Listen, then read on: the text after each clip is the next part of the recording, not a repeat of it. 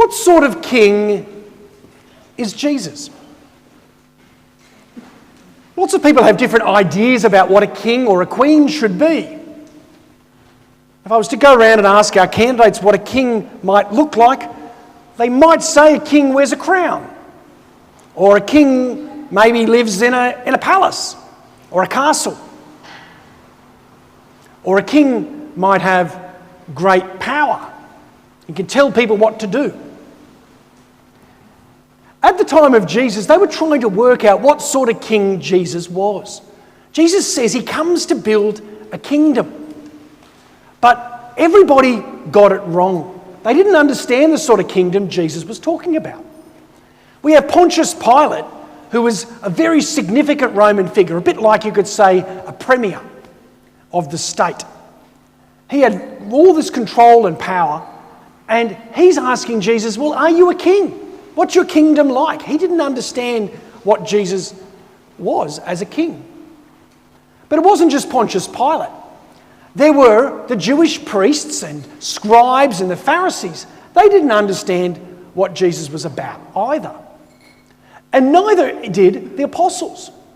Just before Jesus goes to his death, after the Last Supper, Jesus goes into the garden to pray. And it's in the garden that Jesus is taken and arrested for him to be taken to his death. And his followers, Peter especially, gets out his sword and starts to fight. He starts to go for a fight and it cuts off one of the soldiers' ears, we're told in the scriptures. And Peter thought that Jesus was a king, so he had to fight for him, which is not what Jesus says that he's about. Jesus is one about love. He's about peace. He's about truth. Sometimes kings, if you read the stories sometimes, kings get to sit on really fancy seats. We call those thrones. They wear really fine outfits and they wear beautiful crowns. But Jesus' throne is the image we have up on the back wall. It's Jesus on the cross. Jesus has a crown on around his head, but it's not a crown with jewels, it's a crown of thorns. Jesus is not dressed in the nicest of outfits like some of our candidates and their families are today for First Holy Communion. Here we have Jesus is stripped and he just has a little cloth to cover himself.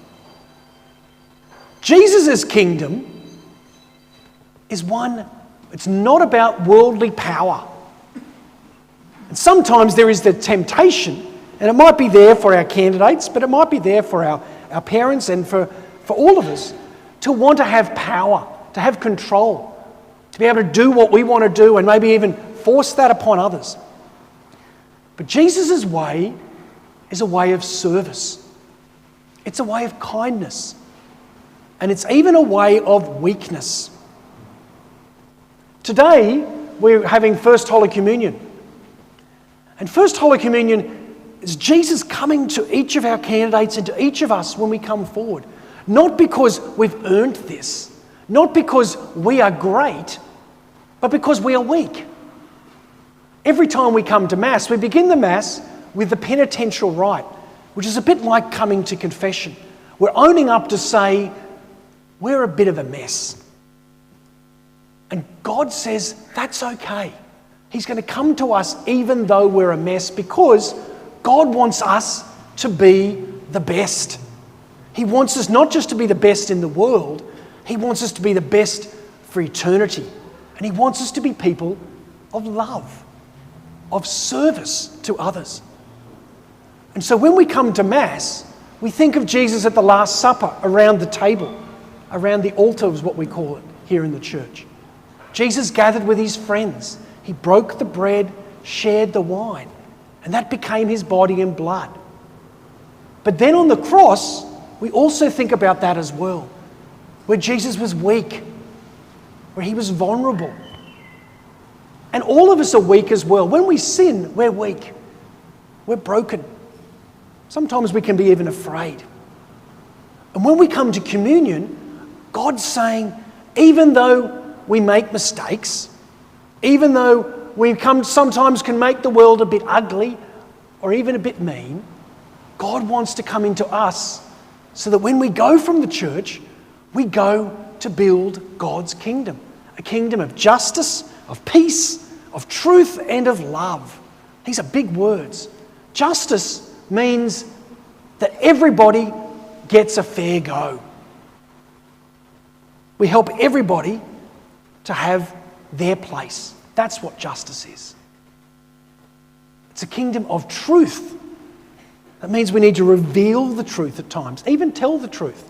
It's very easy sometimes as kids to sort of say to mum and dad, "Oh, I've done my homework, but I haven't really done my homework." Or to say, "Oh, I brushed my teeth, but I didn't brush my teeth really." It's easy to lie. But Jesus asks us to be truthful, even when it makes us hurt. And that's why we remember Jesus on the cross. Jesus is weak. And when we are weak, we become strong. That's one of the beauties of our communion with God. I know I'm not perfect. And I think if I was to go around and ask all the grandparents here, I think the grandparents would be able to say, they're probably not perfect as well. I know mums and dads, they're pretty good, but they probably make some mistakes as well. And that's okay. Jesus wants to come to us so that we can be the best king, you could say, in a worldly sense. But in an eternal sense, his kingdom is one of joy, of love, of peace, of justice, of truth. So candidates, when you come forward to receive communion, when we come to First Holy Communion, think of someone you want to pray for. Maybe think of something very special you want to pray for today. This is good for the parents and everybody else who are here today as well. When you come to communion, have a special prayer in your heart. Maybe it's to build God's kingdom in the world. Maybe it's to be more loving or more just or more truthful. Maybe more joyful. Maybe bring that prayer with you when you come forward to receive communion. And when you come back to your place, really ask Jesus to give you that gift that you ask for today or that prayer you ask for. Communion is not something we just do once. It's something we can do over and over again. I receive communion every single day because I know I'm weak, I'm broken, even though I'm relatively tall and strong. But I know I'm broken and I need Jesus in me so I can be strong for the rest of the day. And that's why we come back over and over again to receive that strength from God to then go and become Jesus in the world. Thank you to our parents who've helped in the journey towards today, to our grandparents, to those who've helped in our small groups that we did online and in person. And thank you to all who've helped pray for our candidates in preparation for today.